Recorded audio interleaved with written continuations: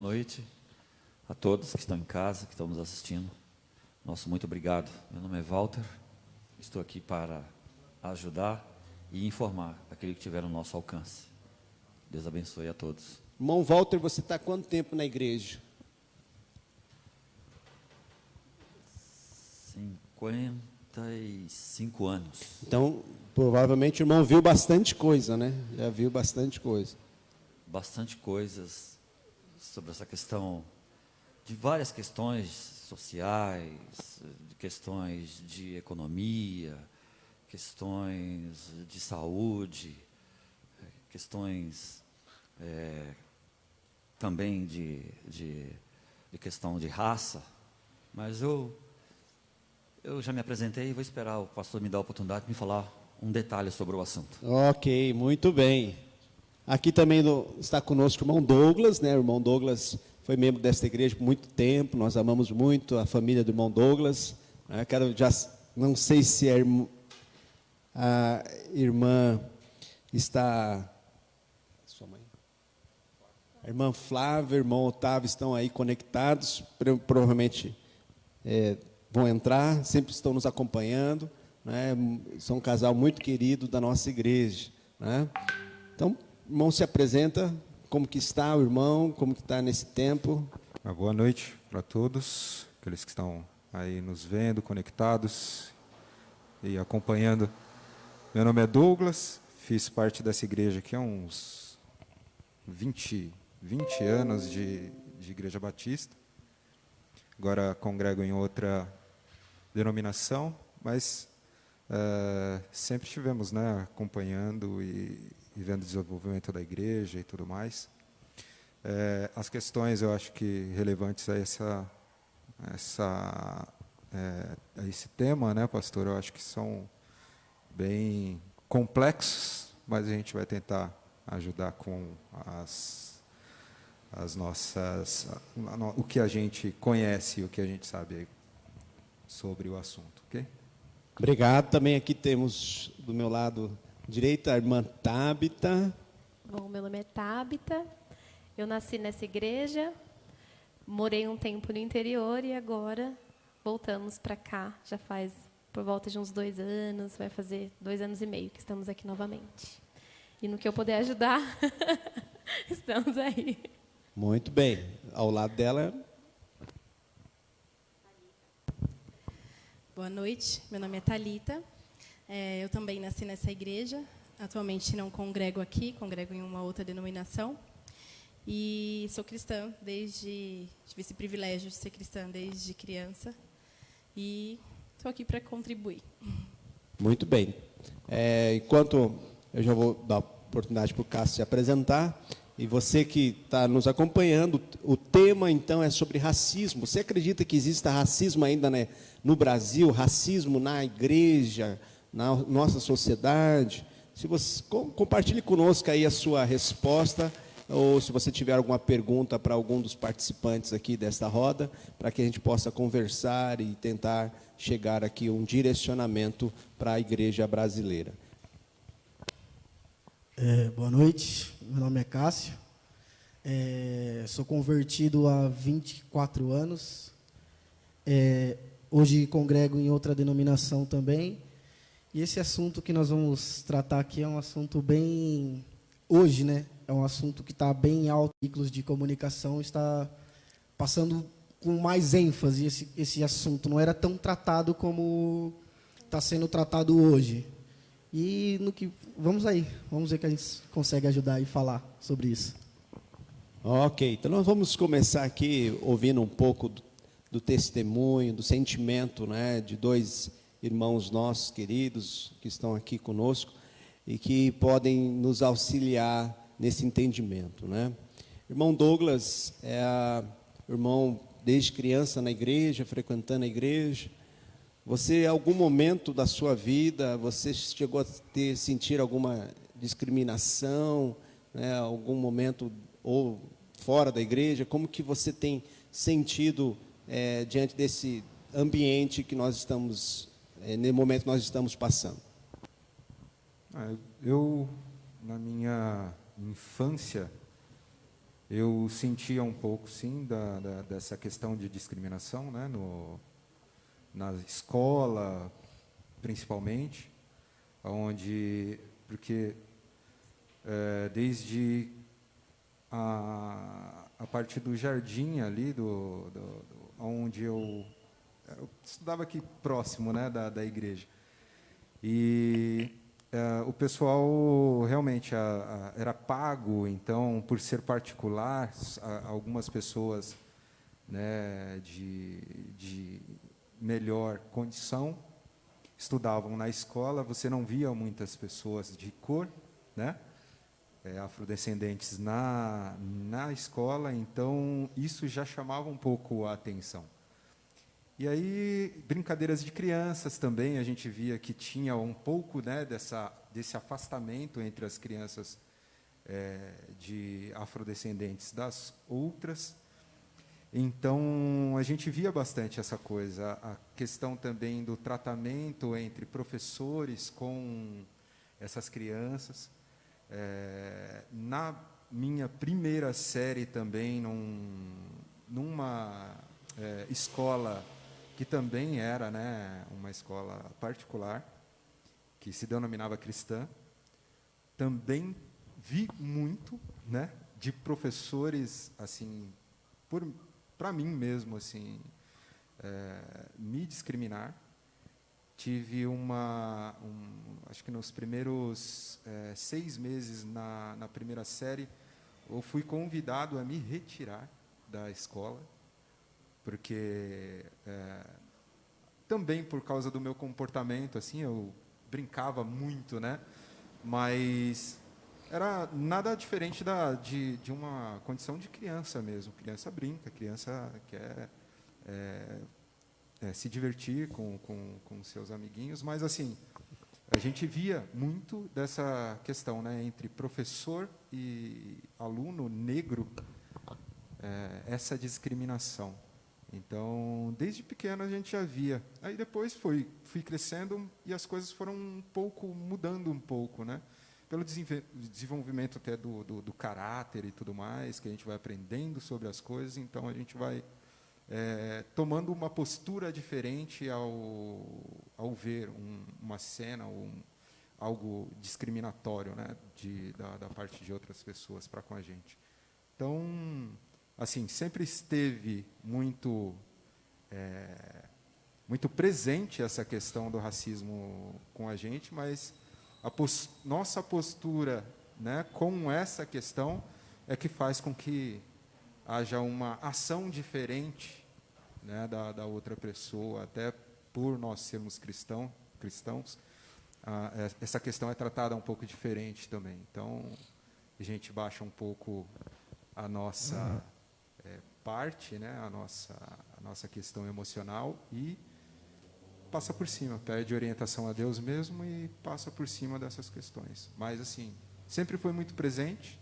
Hoje é um pouco velado, mas, assim, a gente vê constantemente questões que são racistas no nosso meio, tanto no trabalho, quanto nas escolas e quanto, às vezes, até ruim, né, mas nas igrejas. Obrigado, irmão Douglas. Perguntar aqui ao nosso lado, aqui, irmão Cássio.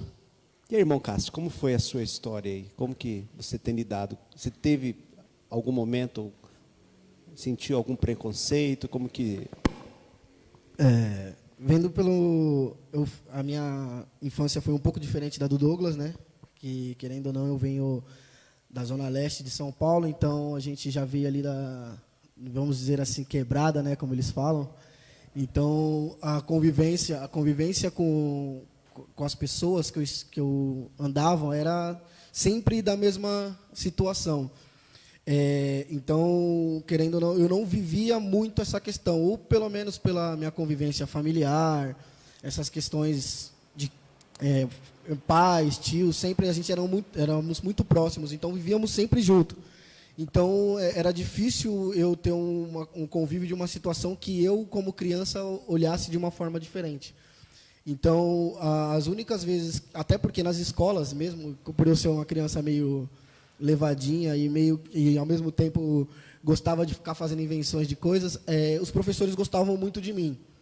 Então, acredito que eu não sentia isso diretamente dos professores, dos adultos.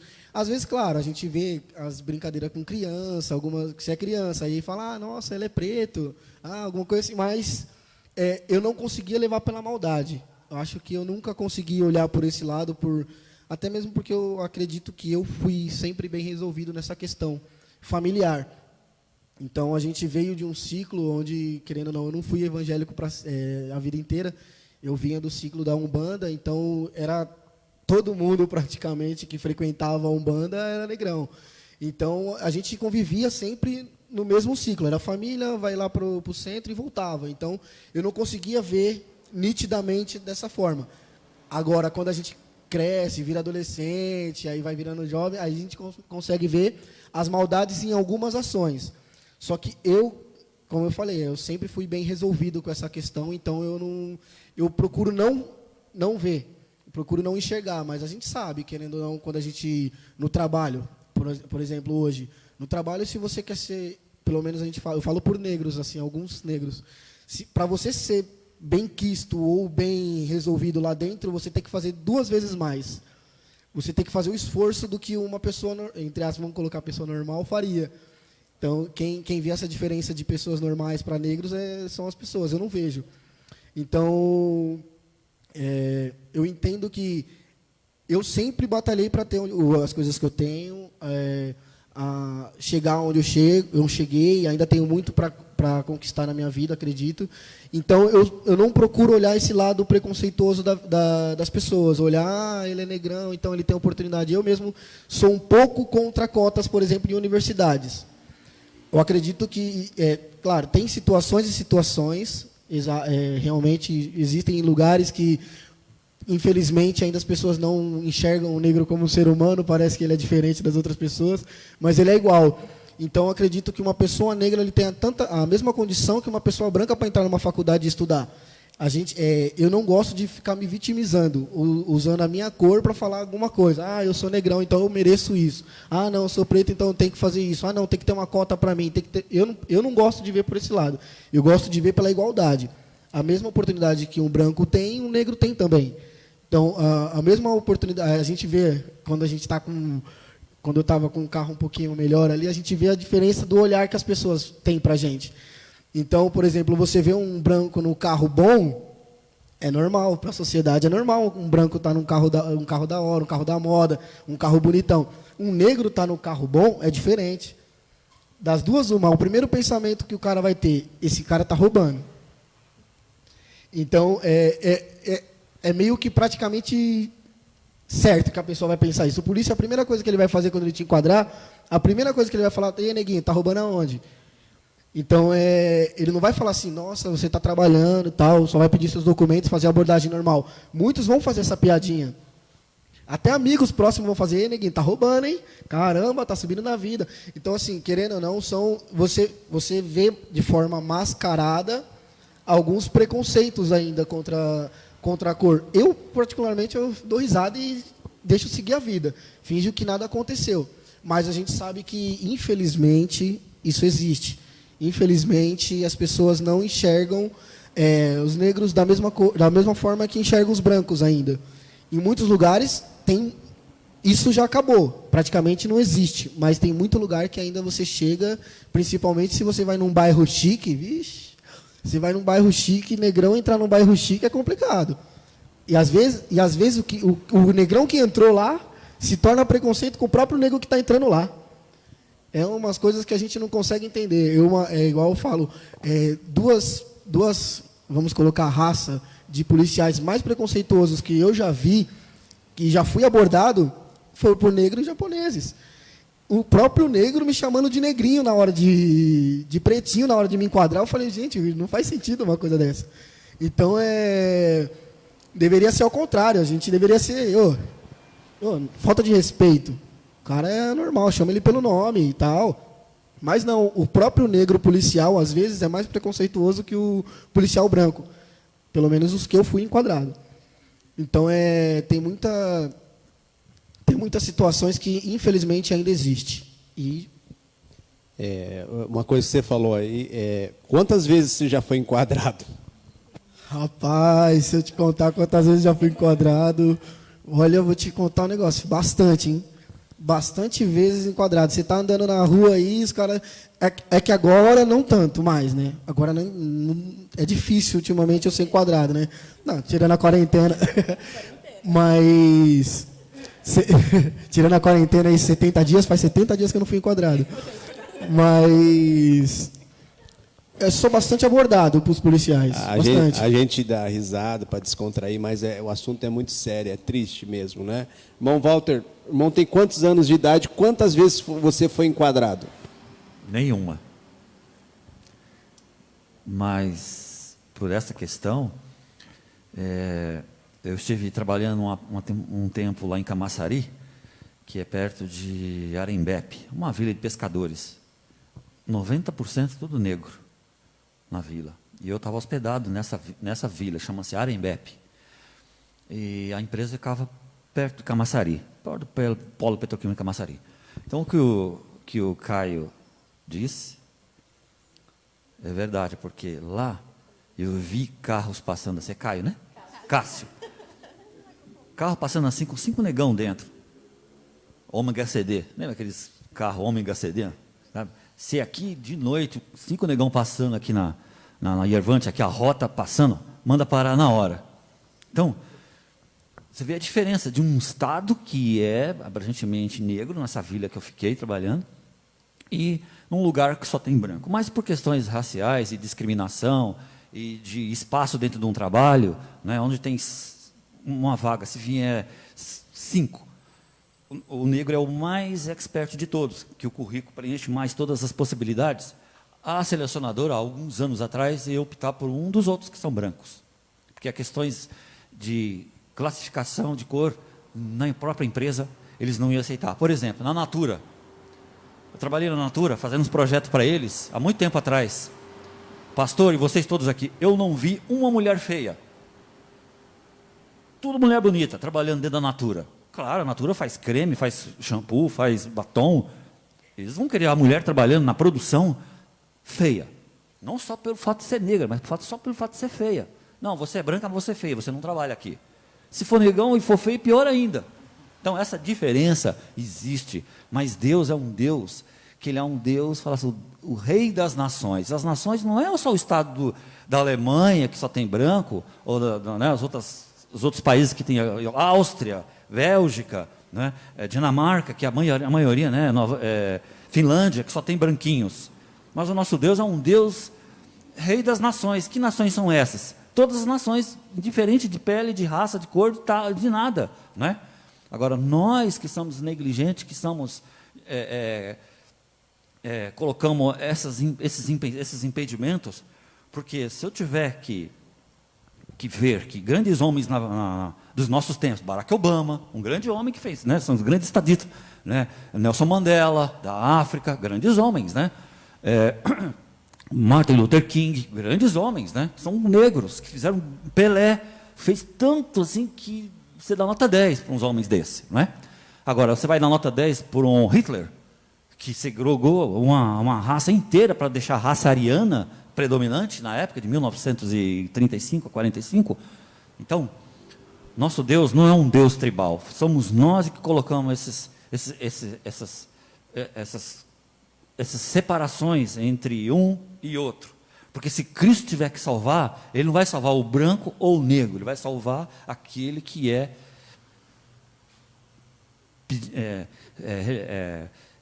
que creu no nome dEle, aceitou o nome dEle, independente de raça. Já pensou se na glória tivesse que acontecer isso? Não vai acontecer isso. Então, essas diferenças vai ter, né, vai continuar tendo. Né? Eu lembro que eu cheguei lá, só vou encerrar, quando eu cheguei lá na Bahia, eu fui fazer uma visita lá no Mercado Modelo, eu resolvi ir lá embaixo dele. Eu cheguei lá, vi uns grilhões assim na parede. Eu falei assim, mas que grilhões são esses aqui? Aqui é quando chegavam os escravos da África, nos navios negreiros, eles ficaram presos aqui, para os feudais virem comprar eles para levar para a lavoura, para trabalhar no engenho de cana. Então, essas coisas que faz nós não envergonhar a nossa raça. Né? E outra, dizem ainda, pastor, lá, você fala dentro da igreja, a igreja lá dos Mormons nos Estados Unidos, eles têm uma questão lá no livro Pérola de Grande Valor, que só pode ter branco na raça deles dentro da igreja. Contanto que quando os Mormons chegam lá no Brasil não, que eles quebraram a cara aqui, porque aqui é tudo misturado. Então, em países aí que andam de 2 em 2, eles já bateram na minha porta. Oh, pode entrar. Entraram dentro da minha casa, senta aí, vamos sentar.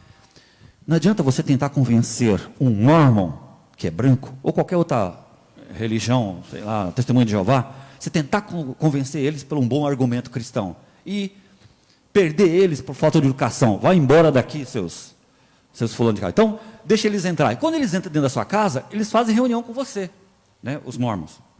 E fica assim. Você tem aí um álbum, ele mostra os álbuns deles. Eles mostram os álbuns. Mostrou lá em casa. Aí o álbum da família deles é grande, tudo branco. Aí ele pede assim, Walter, deixa eu ver o álbum da família de vocês. Vamos mostrar. A gente pega os álbuns, né, vai mostrando tudo. Se eles verem que no álbum da família toda tem um de raça negra, um faz um sinal para o outro assim, ó. Você não percebe. Linhagem. Eles vão embora, nunca mais aparecem na sua casa. É triste, esperamos que há uma adequação aí, uma contextualização, né? Porque infelizmente a religião por um tempo discriminou os negros, né? Dizendo que até que os negros não possuíam alma. Infelizmente, né? Infelizmente nós temos aí na linha histórica algumas culturas dominantes que se aproveitaram e criaram esses conceitos. Mas cremos que em Cristo Jesus essas barreiras são quebradas, né? Nossa bandeira não é uma bandeira racial, cultural. Em Cristo Jesus, conforme diz Gálatas capítulo 3, verso 28, diz assim: de Sarte não pode haver judeu, nem grego, nem escravo, nem liberto, nem homem, nem mulher, porque todos vós sois um em Cristo Jesus. Então essa é a nossa esperança, né? Essa é a nossa esperança, que em Cristo Jesus sejamos um. Então, você, meu irmão, minha irmã, que ainda, quando olha para pessoas diferentes de você, na questão cultural, educacional, né, financeira, ou a questão de cor da sua pele, do seu cabelo, em nome de Jesus, né, ame, né, remova do seu coração qualquer preconceito. Porque em Cristo Jesus, Deus não nos olha com a cor da nossa pele, não nos olha como a nossa cultura, a nossa finança. Mas o Senhor nos olha, o Senhor está buscando adoradores que o adorem em espírito e em verdade, adoradores, homens e mulheres de todas as tribos, povos e nações. Não é? Deixa eu ouvir agora as irmãs aqui, estamos terminando, temos muito assunto para falar sobre isso. Eu quero desde já agradecer mais uma vez ao Douglas, ao Cássio, né, a sua esposa, a irmã Thalita, né, que tem aceitado gentilmente o convite de estarem aqui conosco, né? Muito obrigado, né? Que Deus abençoe a vida de vocês, o ministério que vocês têm exercido. Vocês são bênção e são amados, muito queridos por esta igreja. Vamos ouvir você, como que, casado com Cássio, como foi a experiência, como que tem sido? Você tem, em algum momento, sentido algum preconceito? Como foi para a sua família quando se apresentou o Cássio? Bom, o Cássio foi sempre muito bem aceito na minha família. Nunca houve um preconceito por parte da minha família. O que aconteceu de um episódio interessante foi quando nós noivamos. E aí, o que é engraçado, pastor, que às vezes o preconceito não vem das pessoas brancas. Às vezes o preconceito você encontra entre os negros, né? E uma pessoa, no noivado, eu arrumei meu cabelo, na época eu alisava, e eu pintei de loiro o meu cabelo. E eu tenho isso muito claro na minha mente, que uma pessoa negra me falou o seguinte: não, mas você pintou esse cabelo e vai noivar com o Cássio, daí as pessoas vão olhar para você e falar: nossa, o que esse negão está fazendo com essa loira? Então, assim, e eu não entendi, porque para mim era tão natural, e a pessoa que falou isso, ela era negra. Então, às vezes, nós não estamos atentos a esses detalhes. Não é algo importante, mas para algumas pessoas, sim. E, às vezes, não foi nenhuma má intenção. Foi realmente preocupada com o Cássio, talvez, né? Mas, não só do Cássio, quero falar um pouquinho da minha experiência aí com meus cabelos cacheados, porque eu acho que as características do afrodescendente, essa característica, ela é alvo de preconceito, né? Então, eu me lembro muito que, quando eu era criança, meu cabelo era grandão, meu pai não deixava cortar de jeito nenhum, então, nossos cabelos eram na cintura, bem cacheado e tudo mais. E eu sonhava, nós, com perdão aqui de mencionar, umas queridas nossas, Juliana, Tatiana e Fabiana, loiras, lindas, com aqueles cabelos lisos. E eu me lembro de eu ver aqueles cabelos delas, nossa, eu ficava encantada. Eu chegava a sonhar em ter o cabelo liso como o delas, né? Porque era bonito, acordava bonito, sempre estava lindo, né? E, assim, no meu conceito, porque naquela época, as pessoas que tinham cabelo cacheado, os adultos, alisavam. Então, o cabelo cacheado, por mais que os pais falassem para a gente, seu cabelo é bonito, você olhava em volta e você não via ninguém como referência. Todo mundo era liso.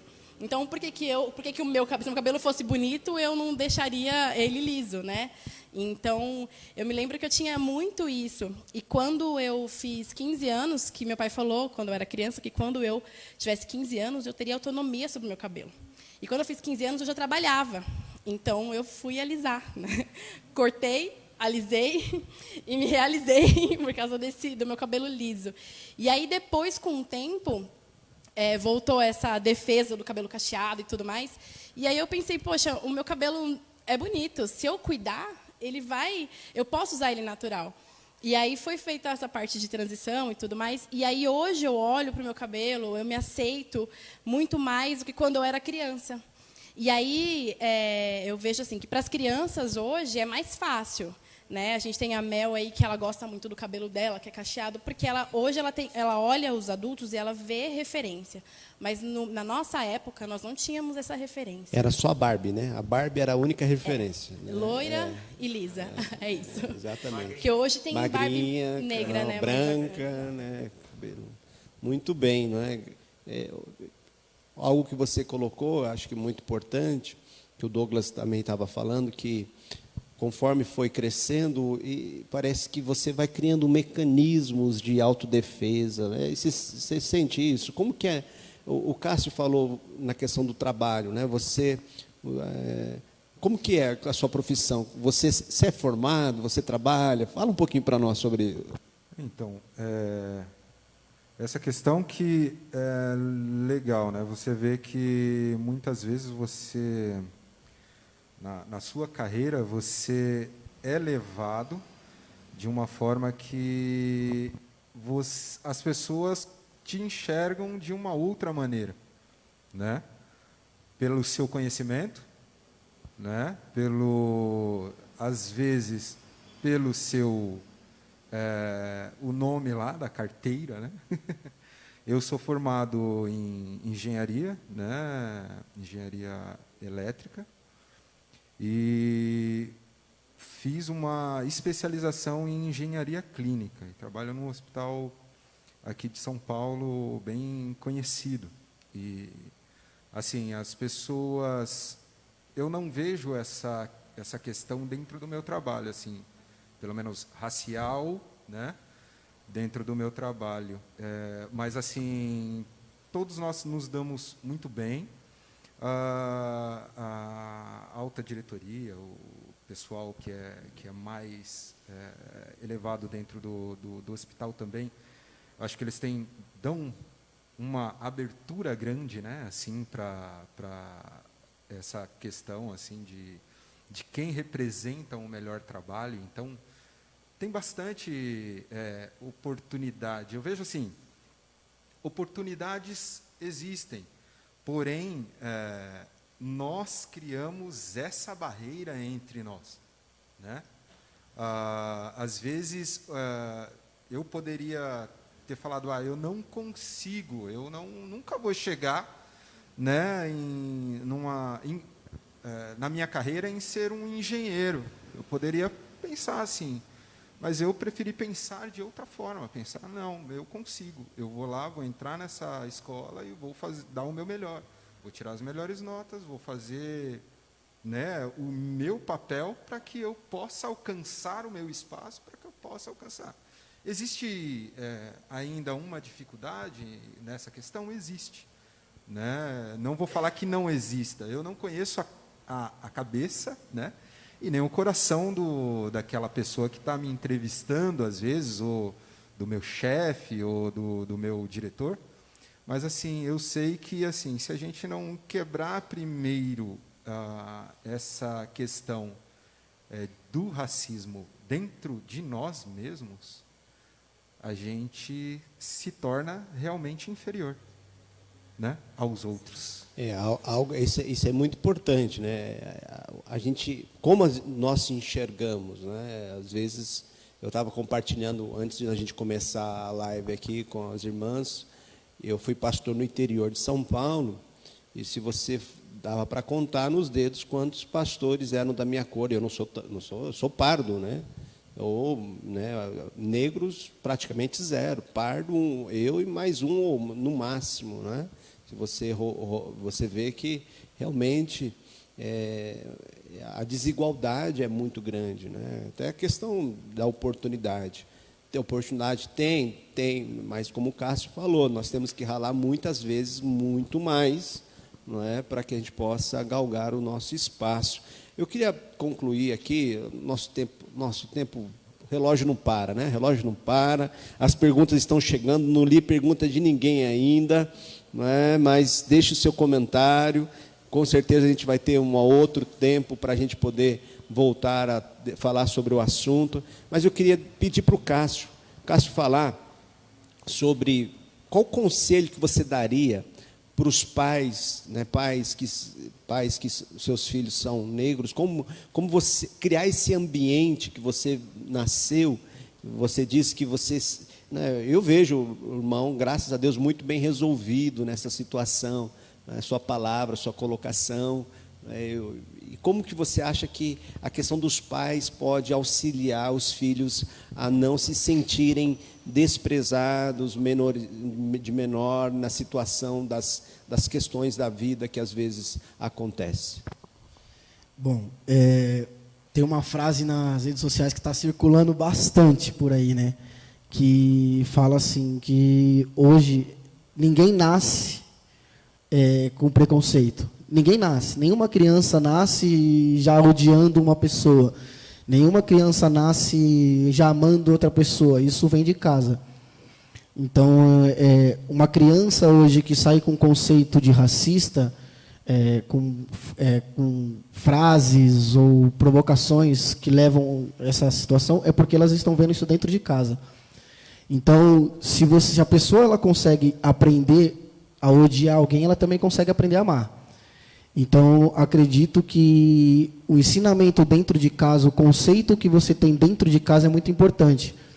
Então, os pais, eles não podem ensinar a criança a ser menor do que elas são.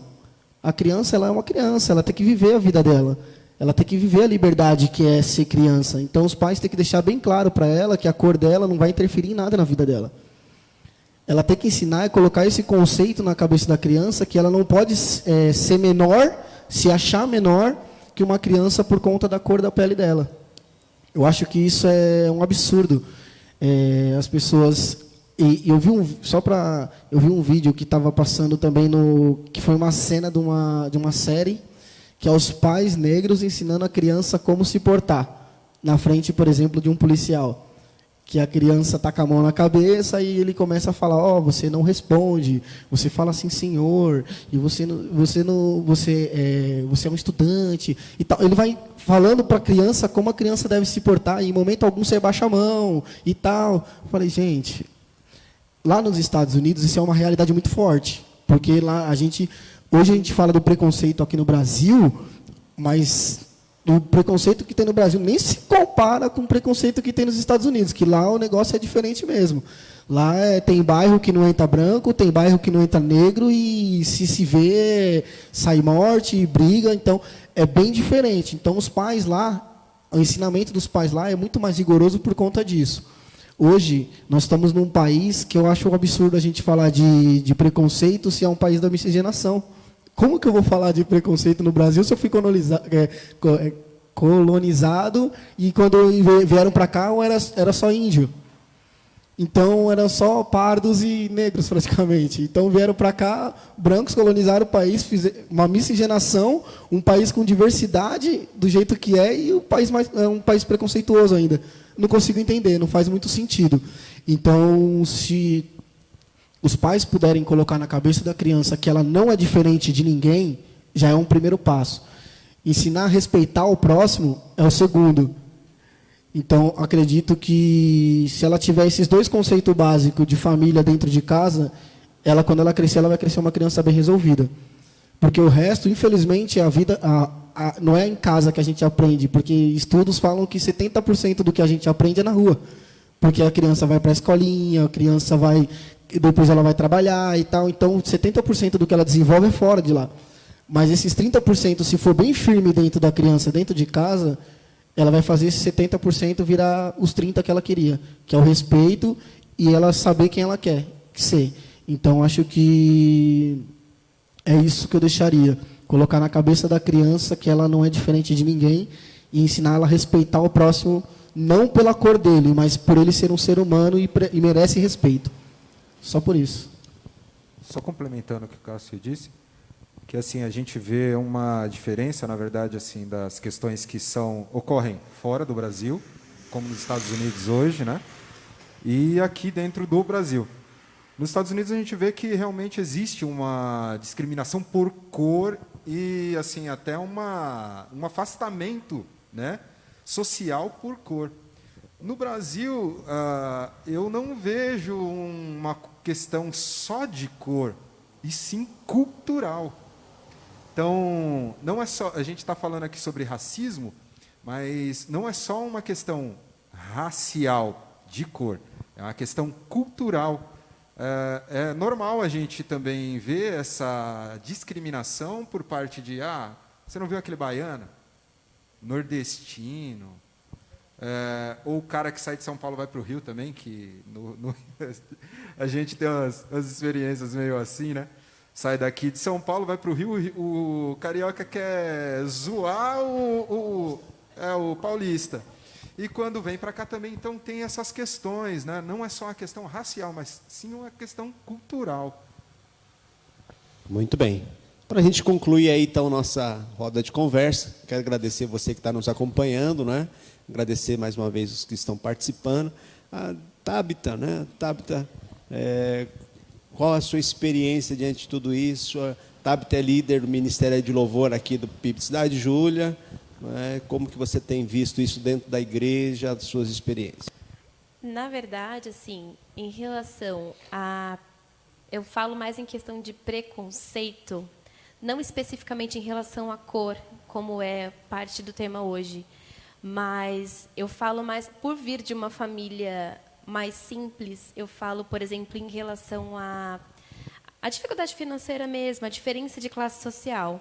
Eu não senti muita diferença, claro que eu senti também do cabelo, porque meu cabelo não é liso, meu cabelo é enrolado, mas eu cresci vendo a diferença que as pessoas tratam você por você ser uma classe mais simples. Na escola, mesmo sempre estudando em escola pública, tinha uma galerinha que era um pouquinho mais com poder aquisitivo melhor, e assim, existiam pessoas sim que te tratavam diferente por você não ter a mesma grana que eles tinham, por exemplo, entendeu? Então eu senti e eu me policiava, eu sofria muito internamente, eu não falava para ninguém, mas eu sofria muito dentro de mim quando eu via que de repente eu não podia fazer parte de um determinado grupinho porque eu não tinha a mesma classe social deles. Então eu me punia, então eu me separava, eu me esquivava daquela turma. Quando eu fui crescendo, eu fui percebendo que realmente isso não faz sentido nenhum, porque você é amigo de uma pessoa por aquilo que você é dentro de você. sabe? Você tem que aprender a se ver como Deus vê você. E Deus, ele não se importa com classe social, ele não se importa com cor, ele não se importa com sexo, se é mulher, se é homem, ele não se importa. Então, assim, você precisa entender como Deus te vê. O Senhor, ele vê os nossos corações, ele sonda os nossos corações. Então, quando a gente aprende que Deus nos olha de uma forma diferente do que a forma com que as pessoas nos veem, a gente começa a se valorizar. Nós temos, na nossa vida como cristãos, nós sabemos que o Senhor, que Deus mandou seu Filho para morrer por nós. Ele não mandou o seu Filho para morrer por branco ou para morrer por rico. Ele mandou o seu Filho para morrer por cada um de nós. Então, é isso que a gente tem que ter muito na nossa mente e aprender, que a gente não pode diferenciar as pessoas por conta de classe, cor, idade, que seja. Então, assim, eu sofri muito quando eu era menor, e é uma coisa que eu, às vezes, me pego pensando ainda. Porque, às vezes, você... por exemplo, eu tenho um sonho de fazer biomedicina, né? Então, eu penso assim na minha cabeça e falo, não, mas biomedicina, não vou ter condições de pagar a biomedicina. Então, deixa para lá. Então, a gente, às vezes, se priva de sonhar alguma coisa por conta da nossa classe social ou por conta das condições que a gente tem nesse momento, mas a gente esquece que o mundo dá volta. Então, hoje eu tenho uma condição financeira muito melhor do que eu tinha, por exemplo, 10 anos atrás. Então, a gente se esquece que a gente pode mudar. A gente se boicota, muitas vezes, se vitimizando, dizendo, não, eu não posso fazer isso, eu não vou conseguir, por N motivos. Mas a gente se esquece que não é isso que vai definir quem você é. É o seu esforço, é a sua atitude, a sua posição. Muito bem. Cássio? Queria só fazer um comentário, não sei se o Douglas já passou por isso. A gente estava falando da questão de igreja, essas coisas assim. Veio na cabeça uma coisa que é muito engraçado e eu passo por isso toda vez que a gente vai entrar em algum ciclo de amizade novo ou algum lugar novo. Negro entrou na igreja, ele tem que ir para o louvor. O negro entrou na igreja, ele canta. Nossa, você deve cantar muito. Nossa, você deve tocar algum instrumento, cara. Você tem certeza que você faz isso. Aí vai na faculdade, mano, você joga bola, né, negão? Você deve bater uma bola, né, negão? Que não está escrito. E às vezes as pessoas por um lado bom, mas é uma forma de conotar a questão da cor também. Porque querendo ou não, imagine, se entrar um branco aqui, por que ele não pode cantar bem? Por que eu não vou fazer o comentário com ele que ele, nossa, você deve cantar bem? Mas se entrar um gordinho e negro, você deve cantar pra caramba. Olha o diafragma aí, ó. Então, assim, são coisas que são piadinhas, mas a gente passa por isso. Na faculdade mesmo, você chega na faculdade, você é pagodeiro, né? Você é pagodeiro. Tá na sua cara que você é pagodeiro. Negão, gostar de rock? Nunca vi. Você tem que gostar de pagode.